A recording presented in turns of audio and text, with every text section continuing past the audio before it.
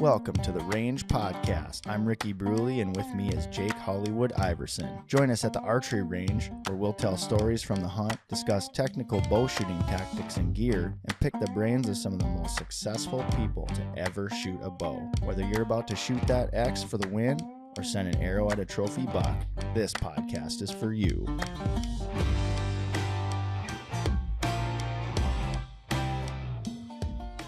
The Range Podcast is brought to you by Vapor Trail Archery, makers of the best bowstrings money can buy, originators of limb-driven arrow rest technology, and innovators of Stokerized stabilizer systems. Welcome to The Range, everybody. I'm your host, Ricky Bruley, and I am here with Mr. Jake Hollywood Iverson and Mr. Glenn Blair.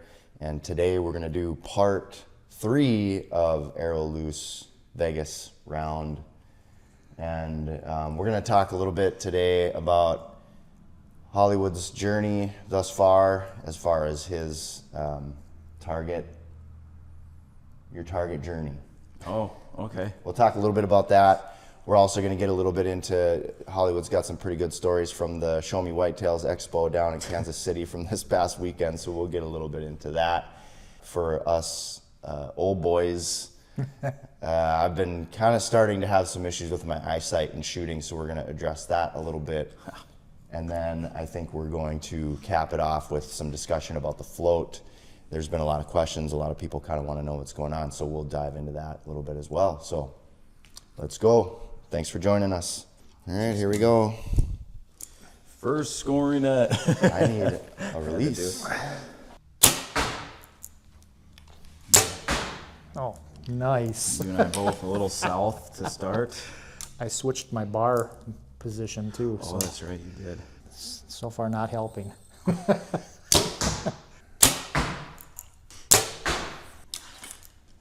See, Yeah. every time. Front facing versus rear facing. I think we're shot in the first 8 already. You a little shaky there, man. Yeah, No, you're in a 9. How much coffee you have? just one. Oh. I got 15 more ounces on this bow. Not a good start for me. So I'm just putting reps in, man. Let's talk about the Show Me Whitetails Expo with you and Rory down there. Yeah, what about it? How'd that Sorry, go? I'm like already wincing. Ooh. Here, I got pencil. I think that's technically a 9. That is not just technically, that is definitely a 9. Nice job, Rick. You beat me on the first end. Call the ball. Just leave it Already up on lost top of the bale. Already lost 300. Sorry, I'm supposed to be talking about Show Me Whitetails. Show Me Whitetails. So going into it, you already kind of knew that it was going to be a little bit of an S show because Yeah, the it's weather. gonna be a crap show. Well, yeah, so I knew that we were going to have weather. Rory was like, where did this come from? And I'm like, it's been in the forecast, so no surprise to me. But, I mean, personally, I would have just planned on not coming home until Monday anyway, instead of trying to leave right away on Sunday. It was great weather beforehand down there. It was pretty nice, and Missouri definitely knows how to grow them. That's for sure. Yeah, A lot of big whitetails coming through there. they got good ones I'm down there. guessing is what you're referring to. Yeah, I'm not referring to the women. And that part you cut. Okay. Oh, low. First shot. Love being able to show everybody the realities of what this really looks like. It's like golf when your buddy barely taps the ball on the tee. Stroke.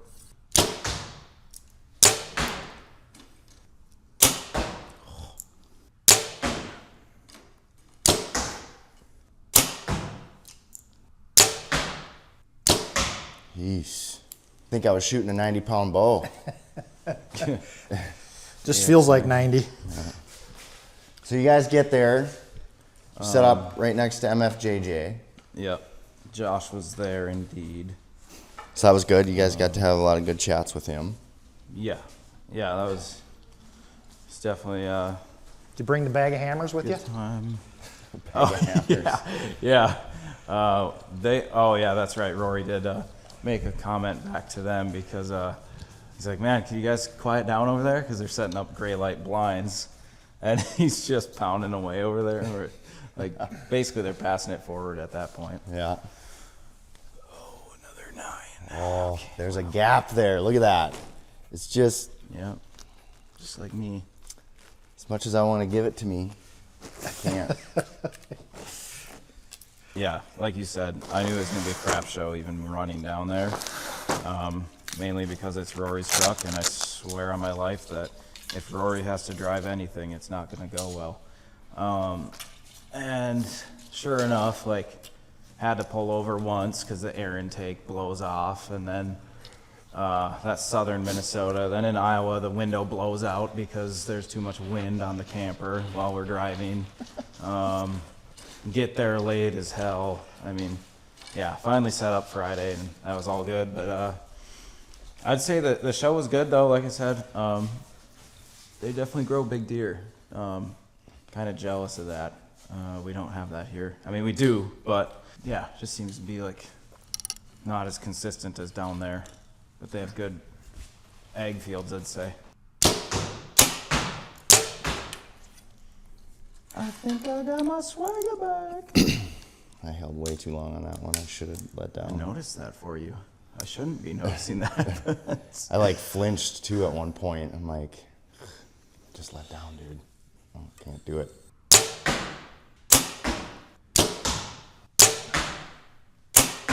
Good shot. Thank goodness you're getting reps in. Right? And I'm only at 60 pounds right now. You need it. That's what happens. That's what I looked like when I first started off this target season with, a few ounces. I'm like trying to hold the bow, and it's like, no, Yeah. this needs some practice. So Grizzly Coolers there, they live in like northern Iowa, and they tear out early because they heard about the storm that was coming. So we're there a little bit longer than we had planned because we were helping them pack up their huge booth, and we knew there was a storm, and Rory's like, oh, we're gonna go home. And like, I don't know, man, I would just stay another night because we knew the snow was coming. Even in Kansas City it was snowing. Oh, did, huh? Yeah, it was snowing there. They're all freaking out, Oh yeah, they can't handle that down there. It's snowing. I'm like, oh, whatever. And I guess to cut it somewhat short, it started getting way worse in northern Missouri. And me being from the north here, I'm like, come on, Rory, drive faster. Like, what are you scared of? But I do know his truck has those big mud tires. Can you not grab your arrows? Yeah, let me just pull my arrows real quick here. It's a lot easier to get the next round in. Yeah, exactly. So focused on cameras. Or he could just say he shot those again. and Go back take the down. score. If they're good ones, I would maybe went that way. Yeah, exactly. But thankfully Rory did not speed up after we stopped for gas and snacks. And eventually we hit a bridge deck with full ice, and that truck and trailer was completely sideways. I seriously thought we were going to be in a quick world of pain, or not, depending on how things shook out. But and thankfully, like Alex Scarrow, he was behind us, and he was able to not run into us either when we started sliding. And very next exit, that's when we called it. Oh, This is bad. it. Yeah, I got the text from you saying, oh, we're not going to be in tomorrow. And so I was like, okay, that's good. Assuming you guys were just going to stay in Kansas City. And then I got a second text from you. We just about died and we're done. And I'm like, oh, okay. Well, and I get it, like Rory has another trip, so he's trying to just like get home to pack for that. But I'm just like, dude, take another day. Like, there's no rush to get home. Yeah. I wish I was kidding, but yeah, that was a freaky ordeal. Rory and I, as soon as we pulled over, we were just shaking like I was in a shoot-off against Glenn here. Like, or shaking like you at full draw here or there. Yeah. I mean, we were just completely shook. I mean, that was insane. I checked my watch and it was like 125 beats per minute. Oh, jeez. I was cruising. Good shot. I was worried. I'm like, man, he's going to throw an 8 now that he doesn't have me standing in front of him. Nope. He's like, I ain't going to let something like that get to me. Yeah. That's part of his mental ninja-ry. Yeah. Yeah. There you go. I need the pressure. Spent another night. Had some snow come in on me while I was sleeping. That was cool. Really? Oh yeah, yeah. The winds were so heavy that they were blowing through because he has a pop-up camper. So That's what you guys were in a pop-up? yeah, wasn't the warmest that I night. thought. Yeah. So that was pretty brutal, but whatever. We're alive. And then like right after that, the next bridge when we pulled over and stayed for the night, that's when there was like 4-car pileup, then a 6-car pileup, and a couple semis piled up. I'm like, man, we got off at the like perfect time. Like, I thought for sure Rory being Rory is just gonna be like, oh, we're pushing through it. Well, when that truck almost sent it, he's like, nope, this is for real. He's like, he literally goes, your life is in my hands, and we just about lost both of ours. I'm done. I'm like, oh, wow, okay, sweet. So Happy for So you he to does care. acknowledge yeah, exactly. that my life is a concern. Yeah, exactly. It's like, oh, so he does care. No, just kidding. But Oh, that yeah, was that's good. pretty nuts. We had some late nights playing bags in a parking lot, a fairly empty parking lot, cornhole that is, underneath a lit up palm tree. I don't know if Alex sent you any I of those saw that. I photos. saw it on the story. Rory Freaking never engages rednecks. on social media, but when there's a photo posted of him with a light up palm tree. You must. Yeah, I mean, I'll be honest. I had a little bit of FOMO. It would have been fun to be down there, and especially with Alex down there too, and Yeah. FaceTime you guys got with Josh, and I'll be honest, I think we had FOMO that you guys weren't there too. Fear of you guys missing out. I mean, it was not like a super, super busy show. It was fun getting to see retail people and letting them put a face to the name, and met some dealers as well. There's a lot of dealers there. If we do end up going back, total missed opportunity. I know Rory right before we left was asking if I wanted to bring my bow, and I'm like, oh, forget it. Like, there's probably no spot to shoot. And when we pull in there, I mean, it's 100 and something yards of open Oh, really? asphalt. And then not only that, it's a stockyard. Like, they have bull riding there or something like that once in a while, or barrel races. So they had this huge mound, probably as big as this building, of dirt. And I'm like, Rory, we totally crapped the bed on that one. Like, should have done it, because we could have been sending bombs. Like, Right. just bring a 3D target or bring a big block target, and we could have just been lobbing 100+ yard shots like we're Josh Hubbs. oh, I cut the line, dude. Got it. Got a 9 over there. No, shot my first 8. 8. Took a lot more ends this time. For this being a 298 right now, which is really sad, it looks really clean. Ricky's shooting good. Yeah, Rick's on it. Yeah, Rick doesn't. I'm want me embarrassed to win. admit it, but it was my peep. The peep angle. So now we've got to figure it out. I right? mean, well, yesterday it started getting better, so I think part of it was, just some of the repetitions and all of that. But I think my peep still not being aligned properly, because now my sight picture is so much clearer. Isn't it weird how that That's the works? difference between that PXS and the podium, though.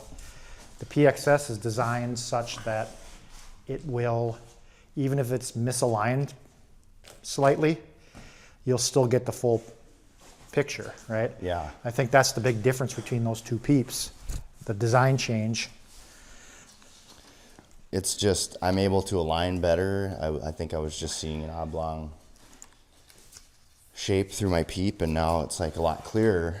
And that brings us to our next topic, and that's about good segue. Archery Eyesight, which I don't want to take the title away, but Dudley just dropped a podcast episode this morning on the Knock On podcast about Archery Eyesight, and we'll talk a little bit more about that in a minute.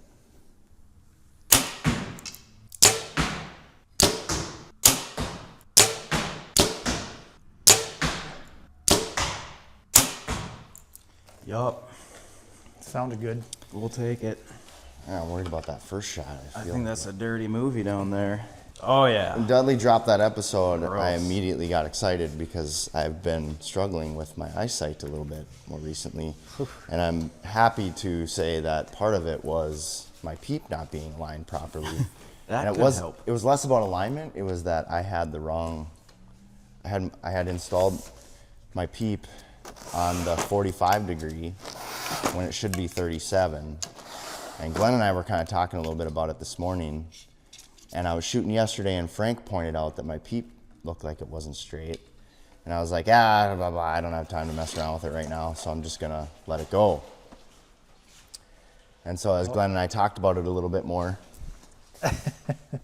So anyway, as we're talking, we're looking at the charts on the specialty website, and I'm like, I need to be in the 37 degree slot.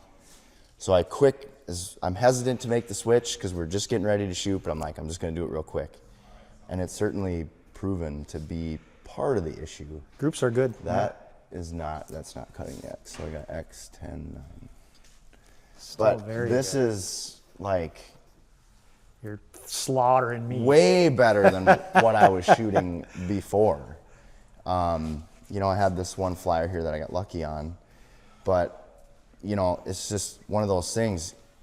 There's so many things to pay attention to, and I was looking at the wrong things. Or not the wrong things necessarily, but it made me kind of forget some of the important things to be aware of. So Rick can see again. Yeah, and That's the segment of this. Yeah, and so for all of you, old timers out there, Glenn raised his hand. As I was saying, I learned a lot in that episode, and I think depending on how things go, I'm still kind of struggling to see a little bit. And so there's a lot of good tips and pointers in that podcast episode. We'll talk a little bit more here when we get done with this end. Nice. It's stuck in there sideways. It might be 297.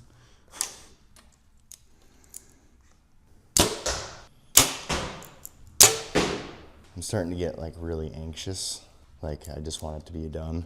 Because you're shooting so good that you're anxious? No, Sorry to ask a question while you're full draw. Don't bother.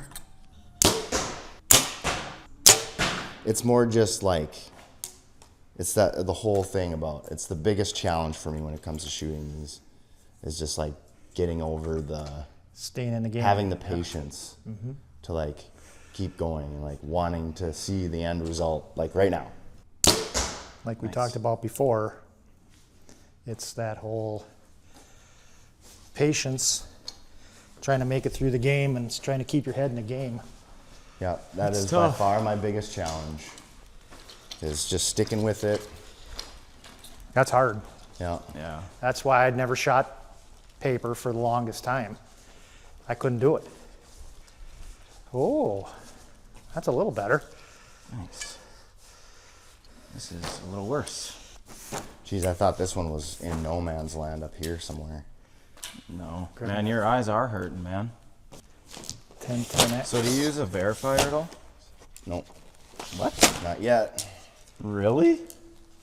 I don't even use corrective lenses. Good. I But- I fought that for a long time, so that I'm quite a bit older than you, and Two? is I need a verifier.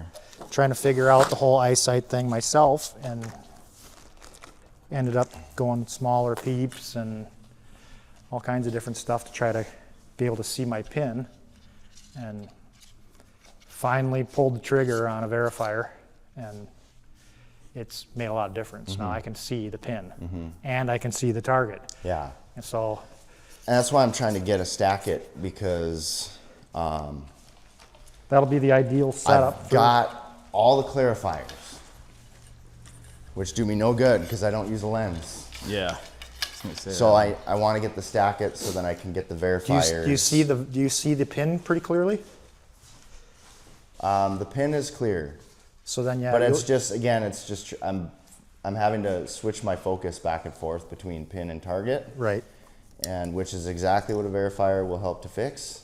And I haven't had a problem doing it before, but because of the, you know, the muscles in my eye deteriorating as I age, which is what they talked about in the podcast, Dudley, and I can't, it's slower focus back and forth. It takes a little bit longer, so then you're holding longer, you know, which could explain some of the shakiness. If you're having trouble seeing the target more so than the pin, then it'll be a clarifier. Even though you're still not shooting a lens, you probably need a weaker clarifier to clear up the target if your pin is clear, right? What you might find though is once you put that in there to clear up the target, it might blur your pin, and then you might need a verifier. If you're running a stack it, you'll be able to use both, right? So you might have to try a bunch of combinations to see what gives you the best clarity. So what is the recommendation or the school of thought when it comes to this? Should you be shifting your focus from pin to target back and forth, or should you be focusing on one or the other? So I look and then hoping that or not hoping, but having, using, like if you're focusing on the target and your pin is just a little bit blurry, is that what you want to be doing, or do you want to be? That's where I'm at, right? My pin is not perfectly clear, but I can see only one now, which I had trouble with. I saw multiples without the verifier. Yeah.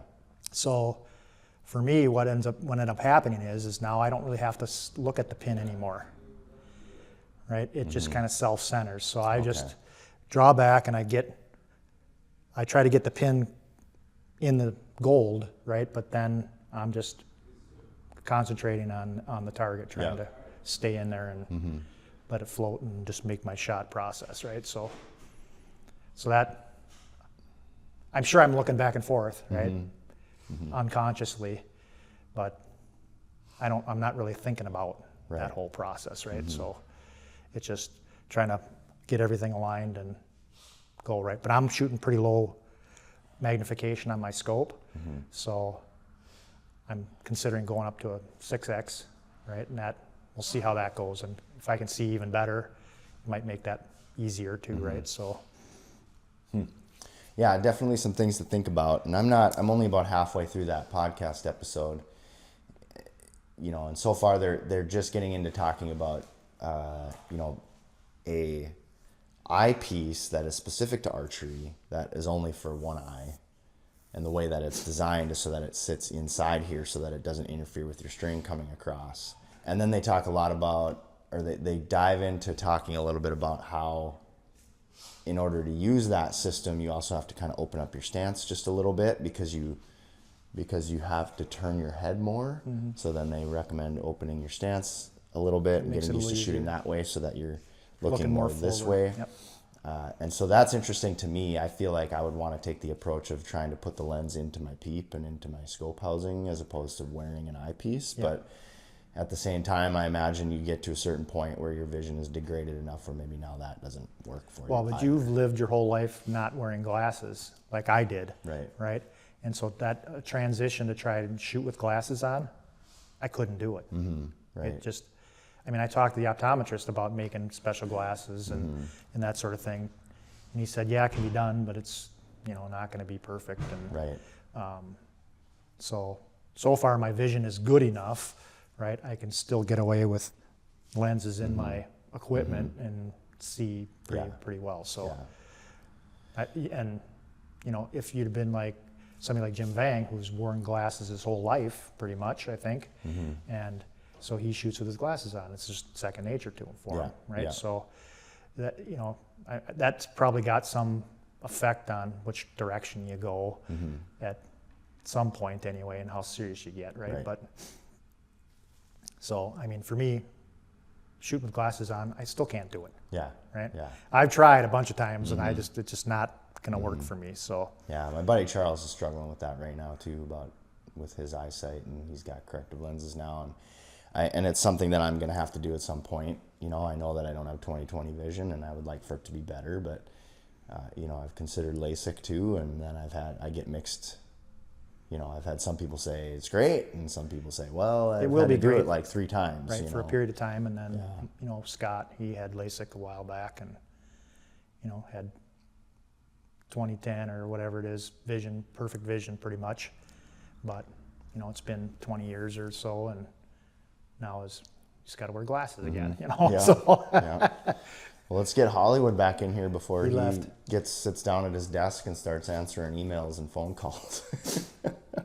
So we're talking about verifiers, I think. I don't know. Yeah, I think we've kind of gotten through that conversation now. But if there's anything that could be said about any of that, it's not to neglect the clarity and the alignment of your peep.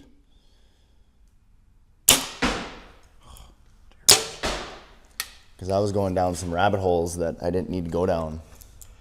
that's an easy thing to do when it comes to that subject too. Yeah. I was there. I'm not trying to be a salesperson, but I feel like just about everybody could actually benefit from a verifier. I know I could have before I actually tried one. I could have probably been 10 years using one before that. Well, going back to the try it before you buy it with your dealer. I feel like most dealers should have them, but that's definitely something you need to try before you buy. But it's amazing, because I know, I've had glasses, I think since I started shooting, or I started shooting just before, and the pin was just a little bit fuzzy, and I didn't really know what was going on. And finally threw in a verifier. Well, if you're not into that, right, you just don't know any better, right? Yeah. And it definitely helped me. Oh, I threw another 9. I had lots of them, a bunch. And then I'm excited to get a 9. An X10 9. I'm gonna have a pitiful X count. Same here. I think I'm at 8. It's really bad. 2 more ends. Yeah, I agree. And, now it helped me to pay attention to what Glenn and I talking about it. And I was focusing on it as I was shooting. And I definitely, my focus is on the target. And then my pin is just a little bit out of focus. It's a little bit fuzzy. But is the target pretty clear? Target's clear. I think I actually kind of like having a fuzzy target, at least for paper. I did bring all my clarifiers with, and I might play with it because stronger the power too, it's going to lessen the magnification power. Right. And so I kind of want. And the light gathering too. Yeah, I kind of want more power, but I could really care less about how clear the target is on paper. What is the recommendation though, as far as that goes? Should you be focusing more on your pin or on the target? I only focus on the target. Yeah. Okay. Despite it being only blurry. I can't make a shot right now to save my life. The last one looked way left. Mine? No, mine. Oh, Yours just kicked, Glenn. You're in there. yeah. Oh, it is. Yeah, mine is way left. It didn't look that good. That didn't look good. A little high, maybe. It looks like No. crazy. Dude. X10. Thought I was gonna make What? it. Gonna pile on the X's right at the end here. Maybe get to double digits. Yeah. No, I don't think I have enough shots left to get to double digits. Wouldn't be around by me if there wasn't an 8 in there. I have one too. Yes. Oh, I have 2. Almost a 7. I just keep dropping 9s like Almost a 7. So then the last thing we wanted to talk about is just kind of an update on the float. Since we started to send them out, we got a good chunk of them out, and then we kind of ceased the operation a little bit because we had some dealers out there that were identifying a few things where they weren't engaging properly, and so we identified a problem with the production run was not of the same quality as our original prototypes and our testing units, and so we had to make some changes to our assembly process, and so we are actually spending a good amount of time on each unit, ensuring that each one functions properly with our hands, and also checking the weight of the spring on each one to ensure that it falls within a certain threshold. And so from here on out, we've actually had a handful of them come back to us so we can fix them and repair them, and then we're shipping them all back out. And so from here on out, anything that's shipped within the last week, actually 2 weeks now, will function properly. assuming and they flawlessly. set it up correctly as well. Correct. Because we have had a few people that needed some pointers on how to properly set it up. I feel like that always happens for every company too. First run. Yeah, I mean, Everyone has something. It's happened to Dial, nice shotgun, nice finish. It's happened to Excel. It's happened to Ultra View. I mean, everyone has issues on that. Especially with mechanical stuff, right? It's just bound to happen. Yeah. it's good to know that we're not alone in that, but at the same time, obviously we don't want that to happen, and it's not our intention. But what matters is that we're transparent about it, and that we circle back around and fix it, and then communicate Yeah, I mean, properly. everyone can see it works, and you can get it to run and function. It's not like we made a smoke and mirrors product and said, we promise it works, but only if. And look at that, he hits an X on the last Yeah, shot. and the rest drop down. Bada bing, bada boom. Yeah, nice. Like, it will work. You just need to make sure your machinist hits his mark. Yeah. Yeah. Generally a good thing. And it is amazing how, again, it's such a simple product that it doesn't seem as though you would, or feel as though you would need to put a lot of time into ensuring its functionality. And Another one. Somebody's closer. that's, wow, dude, nice shooting. Wow, good job, guys. Finished strong. Well, that is definitely my best score. I'm no longer quite as embarrassed as I was on our first round. Took me out again, I'm pretty sure. Oh, only hit 14X and 295. Wow. Maybe not. That's pretty bad. X count's gonna suffer. 1, 2, 3, 4, 5, 6, 7, 8, 9. Oh, SD card full. Oh, really? It was running though. I don't know how many times back though. 1, 2, 3, 4, 5, 6. Wally's still just recording looking at anyway. the ground here. Oh, yep. Lay down on the ground. Oh, my back. 5, 6, 7, 8, 9. Oh, So 9X 291. and I had fat shafts like 80 times the size of yours. Same exact outcome. I shot 288, 9X. So you beat me by 3 again. Yeah, you shot well. Yeah, I'm pretty happy with that. Wally's focused on you laying on the ground. Yeah. My back's a little sore. And I have a whole night of shooting yet. Oh, this is a nice warm up. Only Yeah. 30 arrows. I need to pull out.